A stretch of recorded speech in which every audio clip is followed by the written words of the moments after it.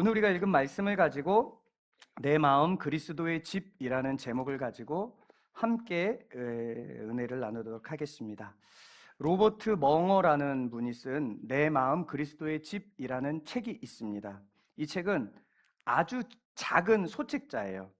그런데 이 소책자의 내용은 우리에게 굉장히 큰 메시지를 줍니다. 이 책의 내용은 상상에서 시작이 됩니다. 우리의 마음을 하나의 집이라고 생각을 하는 겁니다. 어느 날 예수님께서 우리 마음의 집으로 찾아오셨습니다. 말하자면 우리가 예수님을 영접하고 받아들이잖아요. 그럼 예수님 우리를 찾아오셔서 마음 안에 거하시게 되는 거죠. 여러분, 예수님을 믿는다는 것은 단순히 예수님을 머리로 아는 것이 아니라 예수님을 내 마음이라는 집에 모셔드리는 것 믿으시죠? 아멘. 예수님은 내 마음의 집에 모셔드리면 주님으로 인해서 이 마음의 기쁨이 충만해집니다. 그래서 참 좋죠.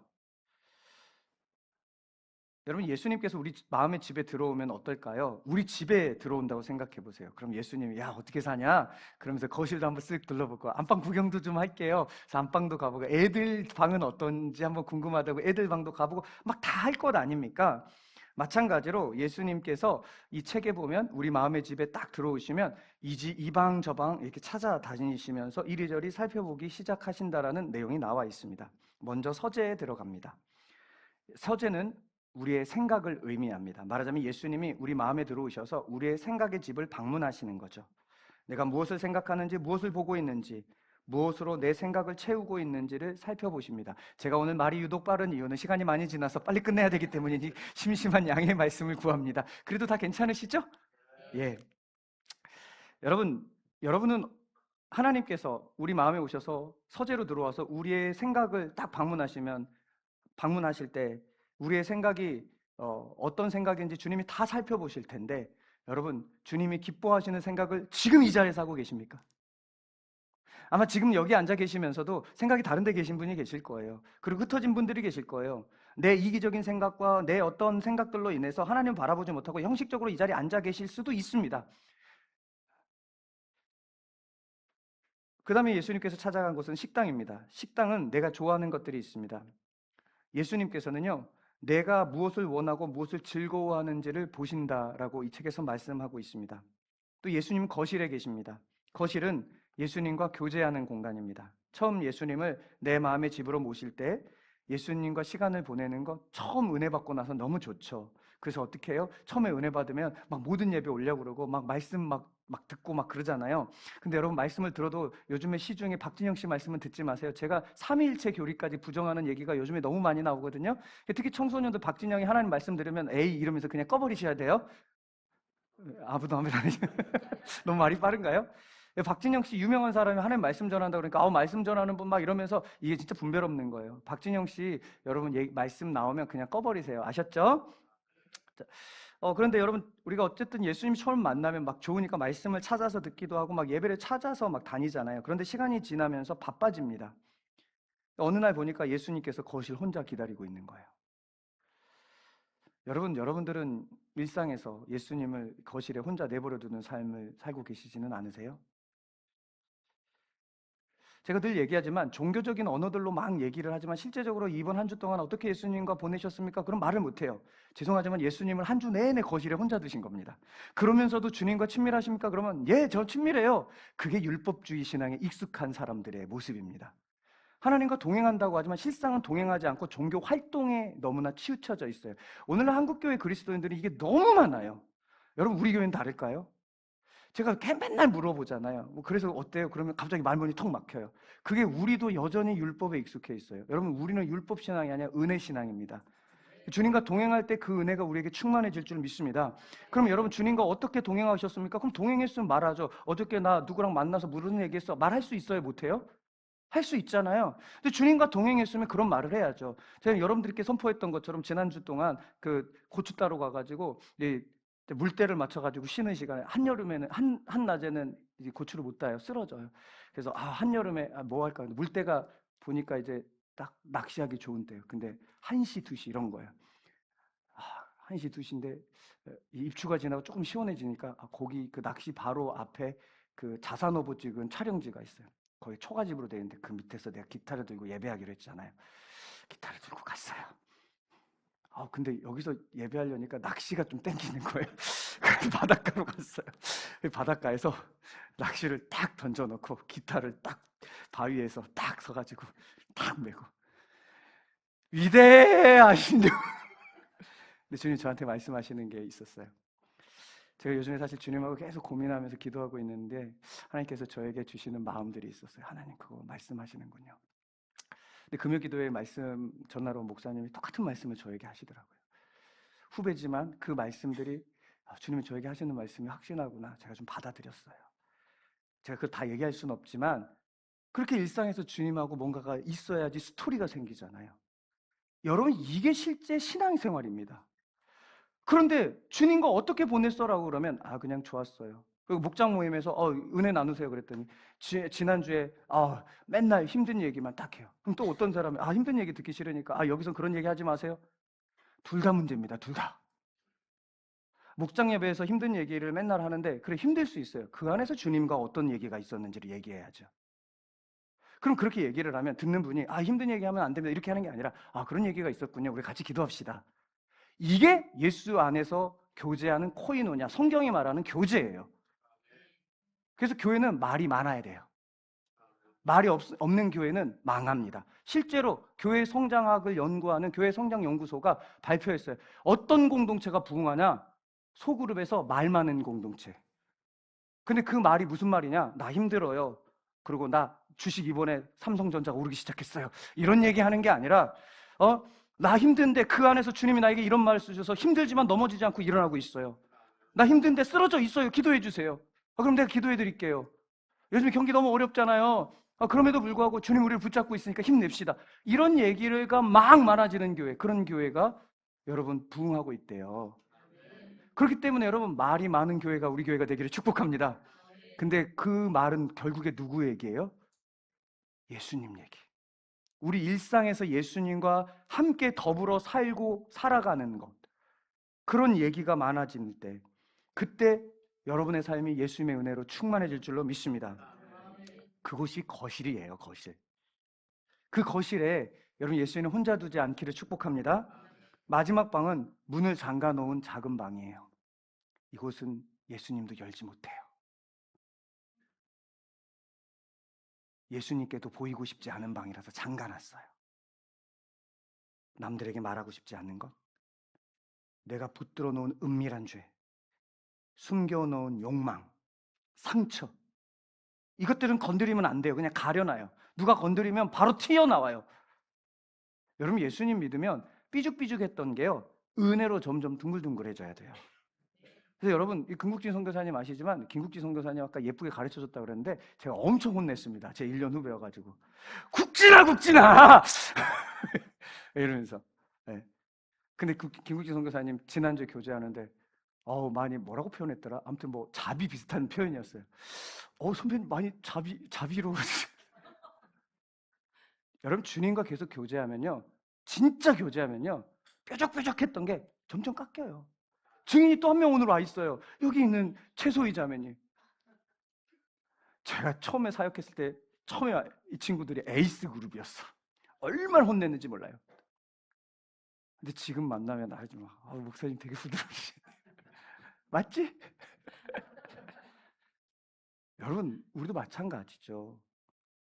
그 은밀한 것들을 주님께 내어드리고 도저히 감추고 있던 걸 주님께 내어드릴 때 주님이 우리를 만지시죠. 거기서 씨름하고 실갱이 할 때 주님이 성령님이 우리를 만지시는데 그것들 꾹 묶어놓고 거룩한 척하면서 종교적 언어로 저 한 주 동안 살았어요. 근데 뭘 살았냐고요.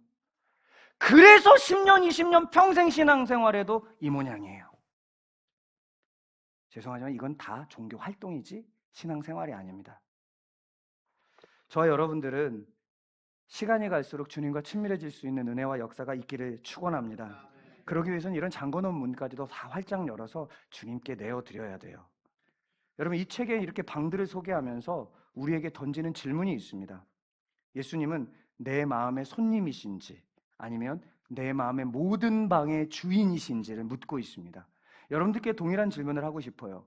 예수님은 주일만 여러분들 찾아오는 손님이십니까? 아니면 일상에서 24시간 365일 여러분들에게 찾아와서 여러분들과 친밀하게 교제하고 여러분 생각을 통치하고 여러분과 함께 먹고 마시며 누리며 여러분의 아픔까지도 품어내시면서 그렇게 실갱이하는 주님과 함께 동행하면서 주님의 주권을 인정하는 그 주님이 주인이십니까? 무슨 말인지 제가 무슨 말인지는 모르겠어요.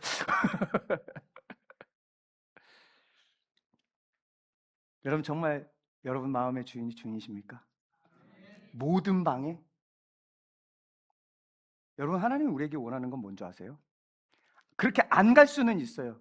그러나 우리가 순간순간 계속해서 결단하기를 원하시는 주님의 마음이 뭔지 아세요?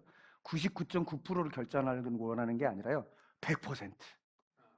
그러려면 여러분 꼭꼭 잠궈놓은 그 문까지 열어내야 돼요.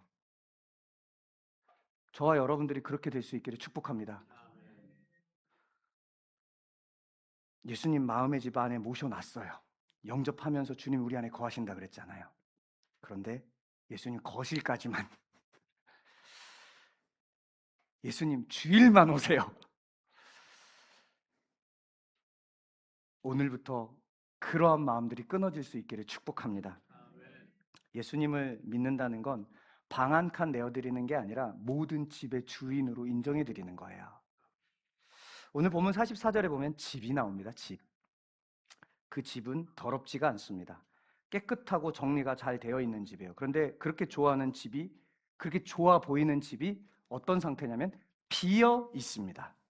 오늘 44절을 보면 이렇게 나와 있습니다. 44절 함께 읽겠습니다. 시작. 이에 이르되 내가 나온 내 집으로 돌아가리라 하고 와 보니 그 집이 비고 청소되고 수리되었거늘. 아멘. 여러분 우리는 신앙생활을 하면서 겉으로 보이는 많은 것들이 이미 수리되어 있습니다. 이렇게 주일 예배에 와서 예배를 드립니다. 또 여러분 헌금 생활도 하고 봉사도 합니다. 겉으로 봤을 때는 어때요? 굉장히 신실해 보이죠. 마치 수리되어 있는 깨끗한 집처럼 보입니다. 그래서 정작 우리 마음의 집에 주님께 방을 어떻게 내어드리고 계십니까? 서재만 내어드리고 계십니까? 아니면 주방만 내어드리고 계십니까? 아니면 종교적인 모습으로 집은 잘 수리되어 보이지만 그래서 이렇게 예배에 오고 봉사도 하고 있지만 예수님은 안에 없고 빈집으로만 내어드리고 계시지는 않습니까? 오늘 말씀이 바로 그런 얘기예요. 오늘 보면 38절은 서기관과 바리새인 몇 사람이 예수님을 찾아온 상황에서 이 이야기가 시작이 됩니다. 그들이 예수님께 이렇게 질문을 해요. 예수님, 우리에게 표적을 보여주십시오. 기적을 보여달라는 거예요. 그런데 여러분 바리새인과 서기관들은 예수님의 기적, 표적을 이미 본 사람입니다. 오늘 보면 바로 직전인 12장 22절에 보면 이렇게 말해요. 그때 귀신 들려 눈 멀고 말 못하는 사람을 데리고 왔거늘 예수께서 고쳐주심에 뭐래요? 귀신 들려서 눈 멀고 말 못한 사람을 예수께서 고쳐주셨대요. 근데 그 현장에 누가 있었냐면 바리새인과 서기관들이 있었다고 12장 앞에 바로에 나와 있어요. 그러면 이미 이들은 표적을 본 거예요? 안 본 거예요? 표적을 봤습니다. 그럼에도 이들은 예수님께 지금 뭘 보여달라 그래요? 표적을 보여달라는 말씀으로 오늘 말씀이 시작되어지고 있습니다. 근데 이들은 도대체 무슨 표적을 보여달라고 하는 걸까요? 사실 이들은 표적이 필요한 게 아닙니다. 여러분 지난 금요일 날도 말씀 나눴지만 이스라엘 백성들이 가데스 바네아에서 이 정탐 12정탐꾼들이 정탐을 했을 때 그들이 돌아왔어요. 10명은 그 땅을 악평하고 2명 여호수아와 갈렙은 그 땅은 우리의 밥이라고 얘기하잖아요. 그런데 그 10명을 향해서 하나님께서 하신 말씀이 뭐라고 아세요? 저들이 표적을 받지만 나를 믿지 않는다 이렇게 얘기해요. 이스라엘 백성은 광야에서 수많은 표적을 경험했어요. 일상의 표적이었어요. 왜냐하면 광야에서 살아가는 것 자체가 기적이에요. 여러분 우리가 이 땅에서 광야 같은 이 땅에서 살아가는 것 자체가 기적이란 말이에요. 수많은 기적을 경험하고 있음에도 불구하고 우리는 어떻게 생각하냐면 기적을 경험하지 않다고 있다고 생각해요. 그게 믿음 없음이에요. 여러분 이런 사람들 왜 그렇게 보는지 아세요? 예수 무당에 익숙해져서 그래요. 기독교 신앙은 그런 게 아니에요.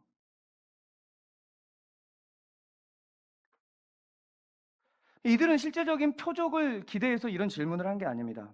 여러분 사람들은요 아무리 표적을 보여줘도 성경에도 그런 게 나오잖아요. 오병이어 기적을 경험했어도 그곳에서 2만 명 이상의 표적을 보고 기적을 경험했어도 예수 안 믿었어요. 요한복음 6장에 나온 이야기입니다. 여러분 표적을 보여줘도 사실 믿지 않아요. 왠지 아세요? 믿음은 성령의 역사로 믿어지기 때문에 그렇습니다. 간혹 믿지 않는 사람들이 하나님을 보여달라고 말을 합니다. 그럼 믿겠다고 얘기해요. 말하자면 기적을 보여달라는 거죠. 근데 기적 보여줘도 그들은 안 믿습니다. 여러분, 성경은 이 본문뿐만 아니라 곳곳에서 기적을 보지만 안 믿는 사람들 이야기가 너무 많이 나와요.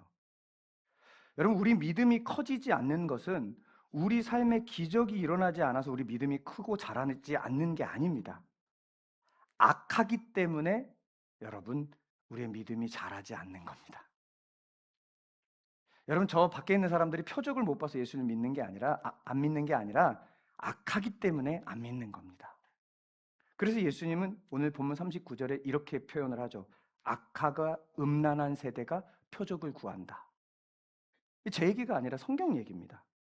그런데 그러면서 예수님께서 얘기해요. 악하고 음란한 세대가 표적을 보이나 내가 너희들에게 보여줄 표적은 선지자 요나의 표적밖에 보일 게 없다. 요나가 밤낮 사흘을 물고기 뱃속에 있었던 것 같이 인자도 밤낮 사흘 땅속에 있으리라. 이거 무슨 말이에요? 내가 너희들에게 보여줄 표적은 예수님의 십자가의 죽음과 부활밖에 없다. 근데 너는 무슨 표적을 바라냐? 이 얘기입니다. 여러분, 교회에서 이상한 표적을 바라요. 여러분, 제가 이렇게 막 맨날 비슷한 얘기를 계속 하는 이유가 뭔 줄 아세요? 제가 올 초에 굉장히 다운됐을 때가 있을 거예요. 여러분 아실 거예요.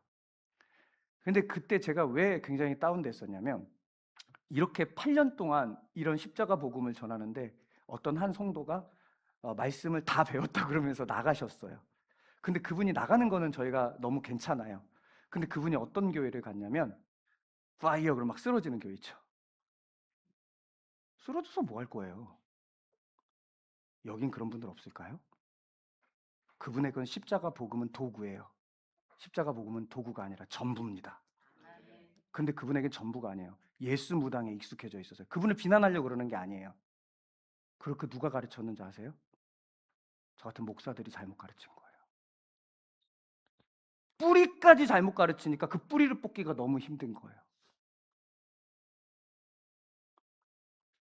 여러분, 우리에게 주신 하나님의 최고의 표적은 예수님의 십자가에 죽으시고 부활입니다. 그런데 사람들 자꾸 다른 것만 표적을 구해요. 이것만 해결해 주면 믿겠습니다. 우리 아이 문제만 해결해 주시면 믿겠습니다. 사업이 조금만 잘 되게 해주시면 믿겠습니다. 병만 낫게 해주시면 정말 믿겠습니다. 여러분, 하나님께서 나를 사랑하시는 가장 분명한 증거는요, 내 일을 잘 풀리는 게 아닙니다. 하나님께서 나를 사랑하는 증거는요, 내가 원하는 것을 이루는 게 아닙니다. 하나님께서 나를 사랑하는 증거는요, 예수 그리스도께서 나를 위해서 십자가에 죽으시고 부활하신 겁니다.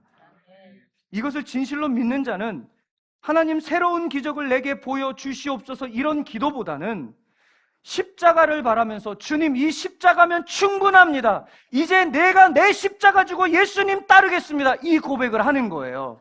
그런데 이 고백이 어디 있습니까? 예배 나와서도 내 감정과 내 생각과 내 상황에 매몰돼 가지고 저 십자가는 도구일 뿐입니다만 외치고 있는 사람이 요즘에 얼마나 많은지 몰라요.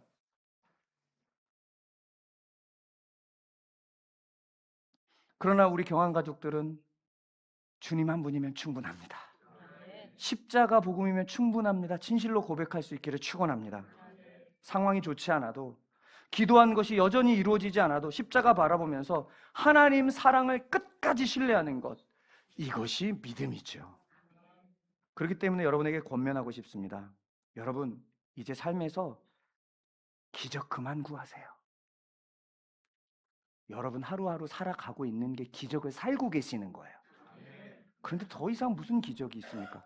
근데 이 삶도 기적인데 영원한 생명을 보장하시고 하늘을 이 땅에서 경험하면서 살게 하는 기적이 있는데 더 이상 뭘 바랍니까? 그러니 그 기적을 더 누리고 싶다면 예수를 바라보시는 은혜가 있기를 축원합니다. 이어서 예수님께서 요나가 니느웨에 가서 사역을 했던 때를 상기시키면서 이렇게 말씀하십니다. 41절 제가 읽어드리겠습니다. 심판 때에 니느웨 사람들이 일어나 이 세대 사람들을 정죄하리니 이는 그들이 요나의 전도를 듣고 회개하였음이니와 요나보다 더 큰 이가 여기 있으며. 여러분, 니느웨 사람들에게 가서 어제 청년들도 요나 4장까지 다 떼고 왔는데, 이 요나가 니느웨 가서 이제 설교를 하잖아요. 근데 요나서에 보면 이 니느웨가 요나가 3일 동안 말씀을 선포해야지 이 말씀을 들을 수 있는 거리인데 하루만 말씀을 딱 전해요. 근데 그때 이 역사를 보면 어떠냐면 요나가 말씀을 선포를 딱 하고 나서 어떤 일이 일어나냐면 개기일식이 일어나요. 옛날 사람들은 일식이 일어나면 야, 하늘이 노했다. 그리고 여러분 그 당시에 이 중동 지역의 최고의 신은 누구였냐면 태양신이었어요. 근데 그 태양신이 가려졌어요.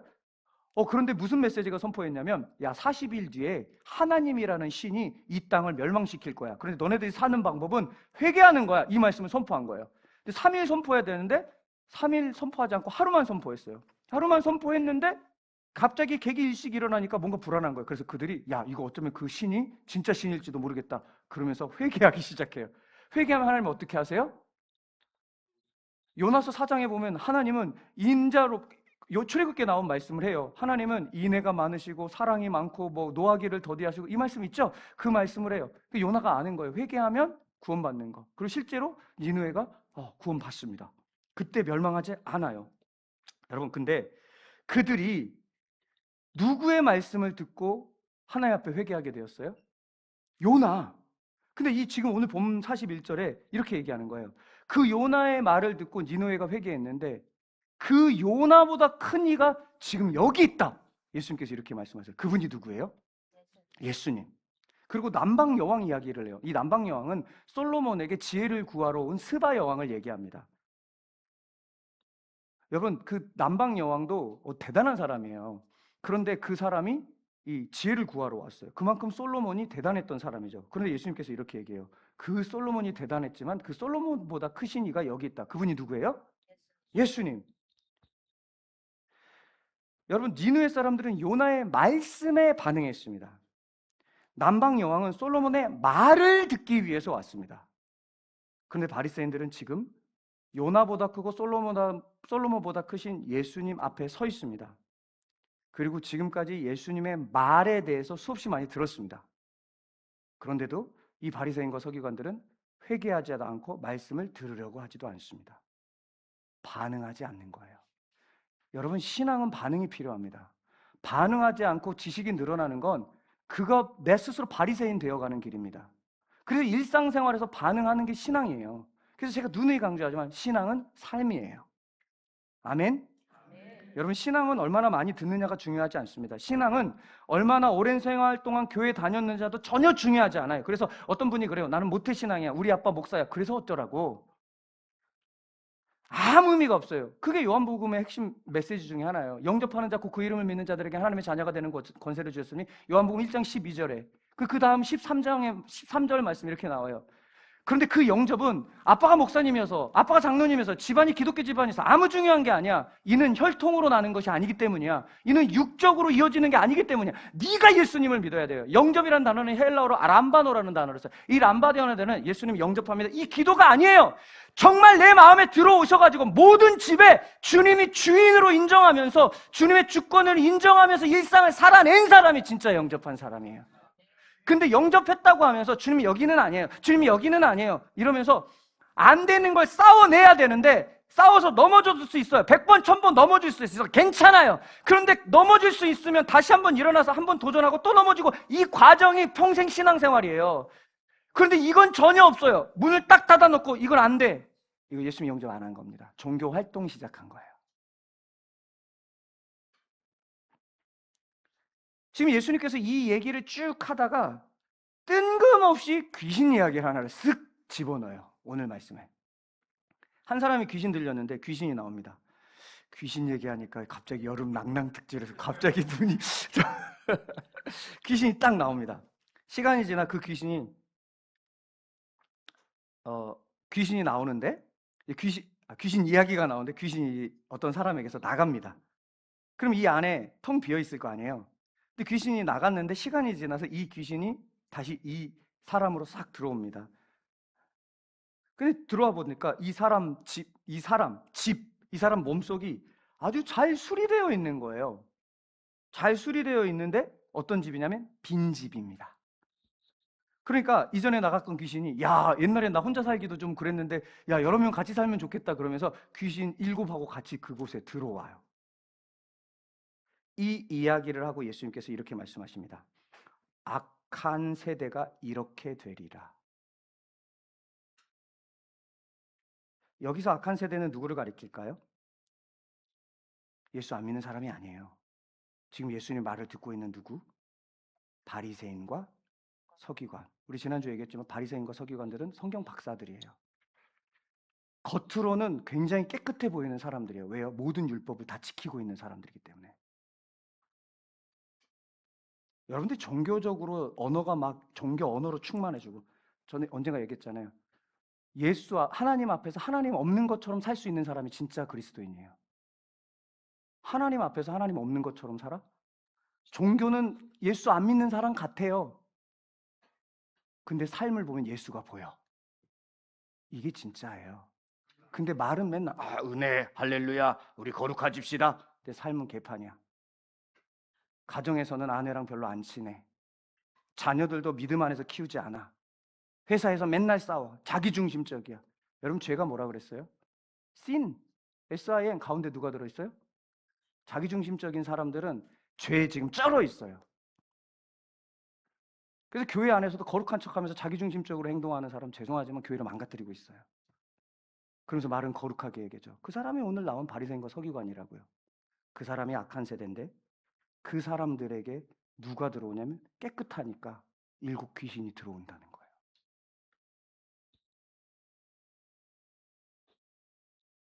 여러분 이들에는 종교적으로 깨끗해요. 그런데 이 안에 예수님의 십자가의 죽으심에 대한 흔적, 그래서 예수님이 이 안에 없어요. 머리로는 믿어요. 진짜 없어요. 물어보면 말 대답해요. 너무 잘해요. 근데 예수님이 없어요.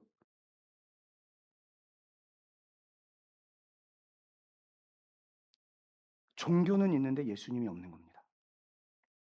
행위는 있는데 은혜가 없어요. 율법은 있는데 복음이 없습니다. 겉으로 그럴싸해 보이는데 주인이 이 안에 내주하고 계시지 않으신 거죠. 우리 마음의 집은 얼마나 깨끗한가가 중요한 게 아닙니다. 우리 마음의 집에 누가 살고 있는가가 중요합니다. 예수님이 정말 우리 마음의 집에 계시면 내가 깨끗해지려고 해서 깨끗해지는 게 아니라 거룩하신 주님 때문에 자연스럽게 깨끗해지는 거예요. 여러분 신앙은 자기 수양이 절대로 아닙니다. 신앙은 내가 더 착해지고 괜찮은 사람이 되는 게 아닙니다. 기독교 신앙은 그리스도께서 내 안에서 사시는 겁니다. 그래서 갈라디아서 2장 20절이 복음의 핵심 아닙니까? 내가 그리스도 안에서 십자가에 못 박혔나니 그런즉 이제는 예수 그리스도께서 내 안에 사시기 때문에 내 삶은 예수 그리스도를 믿는 믿음으로 사는 거라고. 그 삶이 어디 있습니까? 일상에 뭐가 있습니까? 제가 어제도 청년들하고 얘기하면서 쉬는 시간마다 5분 딱 일했는데 목사님 5분만 쉬면 안 돼요? 안 해봐가지고 너무 힘들었나 봐. 풀 베는데 야 서서히 5분밖에 안 쉬었어요. 서서히 쉬면서 그러면 열심히 제가 막 했어요. 장로님이 막 잘하시더라고요. 역시 시골 출신데. 근데 제가 쉬는 시간에 와가지고 야, 풀 치우면서 무슨 생각이 들어? 색다른 경험이네요. 2번째 쉬는 시간에 제가 야, 이번 주제가 섬김이잖아. 그것과 연결해서 무슨 생각이 들어? 어, 계속 질문을 일부러 했어요. 왜 그러냐면 그렇게 해내는 것이 신앙인데 예수가 빠지면 자기 수양이에요.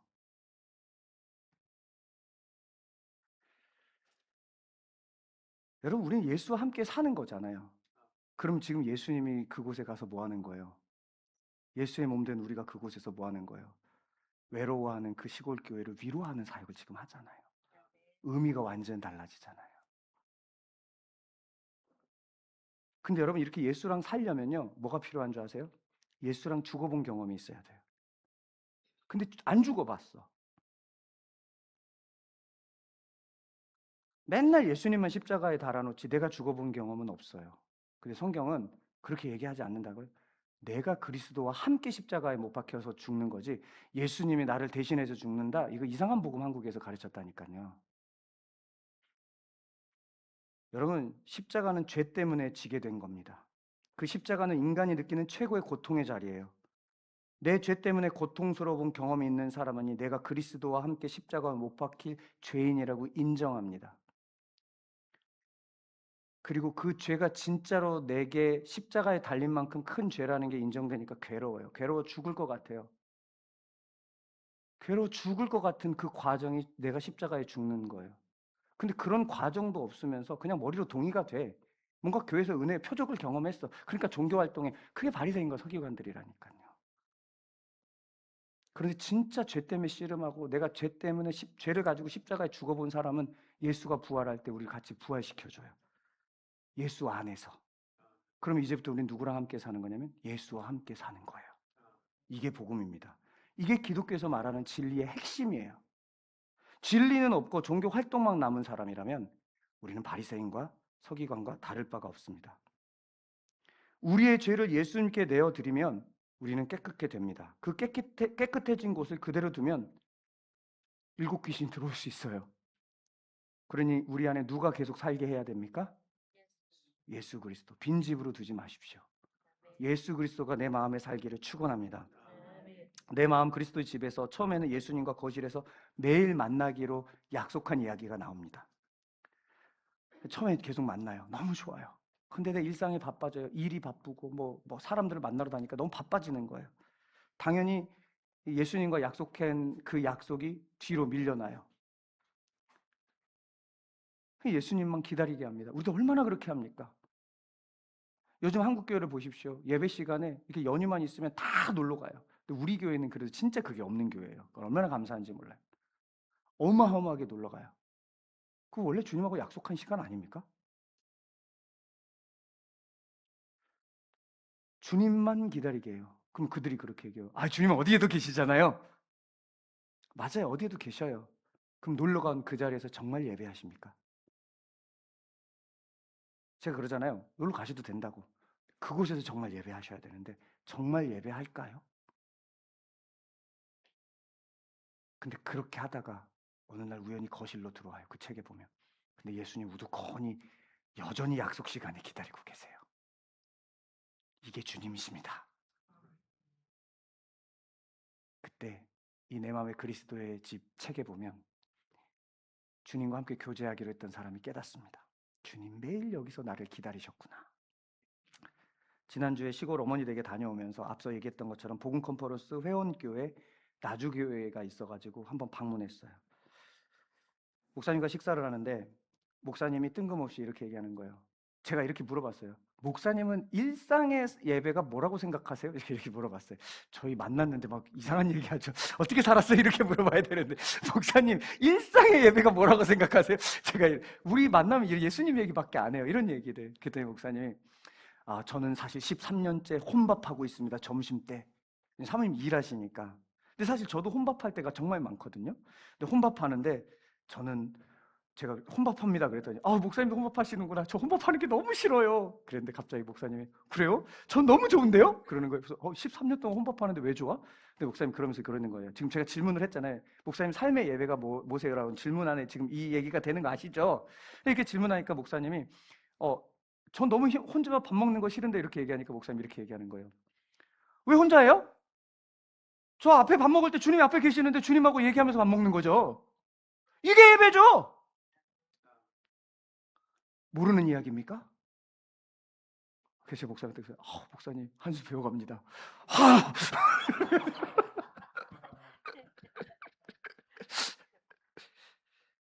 제가 속으로 그런 생각이 들더라고요. 진짜 아직 갈 길 너무 멀구나. 머리로 알고 말로는 말은 하는데 내가 일상에서 혼밥하면서 얼마나 주님을 무시하고 일상에서 살았는지 다시 한번 묵상이 되는 거예요. 나 혼밥할 때 주님 계속 외롭게 혼자 돕구나. 갔다 와서 제가 혼밥했거든요. 주님 맛있죠?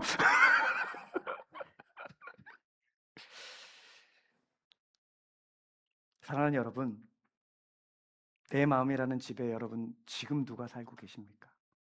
일주일 내내 누가 살고 계셨어요? 여러분, 예수님 우리 집에 손님으로 오신 분이 아닙니다. 주인으로 오셨습니다. 우리 마음을 깨끗한 빈 집으로 남겨두는 것으로 만족하지 마시고 내 안에 내가 주인 되어 사는 삶이 아니라 내 안에 그리스도께서 사시는 삶이 되어지기를 축원합니다. 기도하겠습니다.